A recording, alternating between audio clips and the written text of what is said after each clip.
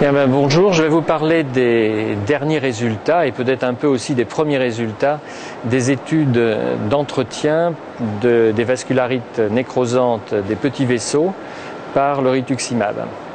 Alors un peu de rappel de ce qui a déjà été fait mais qui n'est pas encore publié, qui était la première étude. Nous avons comparé le rituximab à l'azatioprine en traitement d'entretien des patients qui avaient essentiellement une granulomatose avec polyangéite, nouveau nom de la maladie de Wegener, ou une polyangéite microscopique.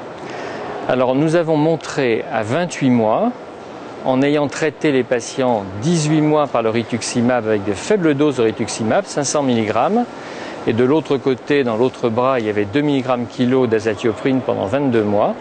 Donc nous montrons à 28 mois une réponse extrêmement brillante du rituximab, puisqu'il n'y a que 5% de rechute, alors que sous azatioprine, nous avons 28% de rechute. À partir de ce moment-là, on s'est posé deux questions. La première question, c'était qu'est-ce que l'on fait des marqueurs que nous utilisons, les ANCA, les CD19, et est-ce qu'il faut adapter le traitement à ces marqueurs biologiques? Alors c'est l'objet d'une seconde étude que l'on a appelée, sans beaucoup d'originalité, MENRITSAN 2, dans laquelle nous avons inclus en 11 mois 160 malades qui sont donc actuellement suivis.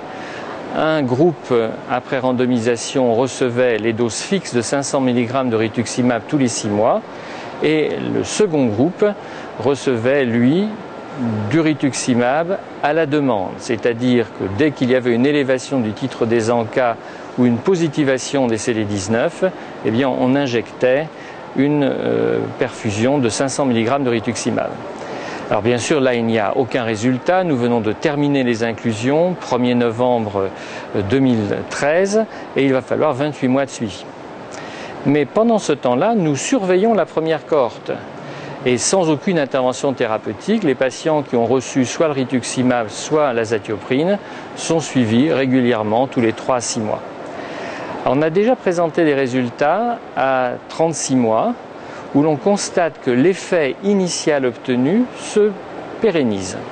C'est-à-dire que les patients traités par rituximab rechutent certes un peu, mais pas beaucoup, 10-12% à 36 mois, alors que l'autre groupe, celui traité par azatioprine, continue de rechuter et atteint ce que l'on sait depuis des années, c'est-à-dire le chiffre fatidique d'environ 50% de rechute à 5 ans.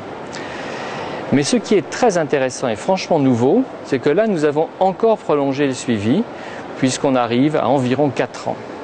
Et là, on voit que le groupe rituximab commence à son tour à rechuter.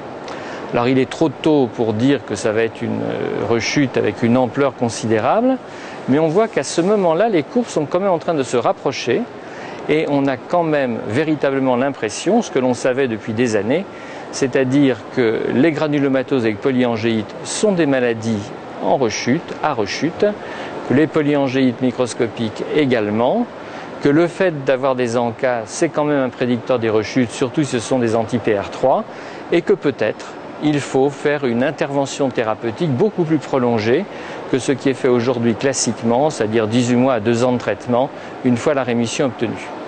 Et d'ailleurs, ça va être l'objet d'un autre protocole qui s'appelle MENRITSAN 3, toujours très original dans le titre, où nous allons faire une phase d'extension de notre précédente étude.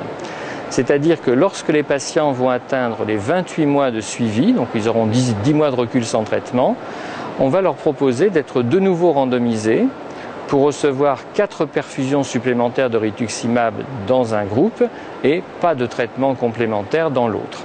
Et nous verrons s'il y a un impact de prolonger la thérapeutique. Intellectuellement, on se dit tous, oui, probablement. Mais il y a quand même les effets secondaires du traitement. Plus on traite, plus on a d'effets secondaires. Et puis on a également montré, mais ça n'est pas démontré par contre très fortement dans une étude prospective randomisée, que sous azatioprine, prolonger le traitement n'empêche pas malheureusement la survenue des rechutes, en tout cas pas toujours. Donc il y a beaucoup de questions ouvertes sur la durée optimale du traitement. Et je pense qu'après nous être intéressés au meilleur traitement d'entretien qui paraît quand même être le rituximab, après avoir essayé d'analyser les effets secondaires et la manière d'adapter les doses, eh bien nous allons, dans un temps extrêmement bref, cibler la durée optimale du traitement. Donc rendez-vous dans 2 ans pour vous donner des résultats.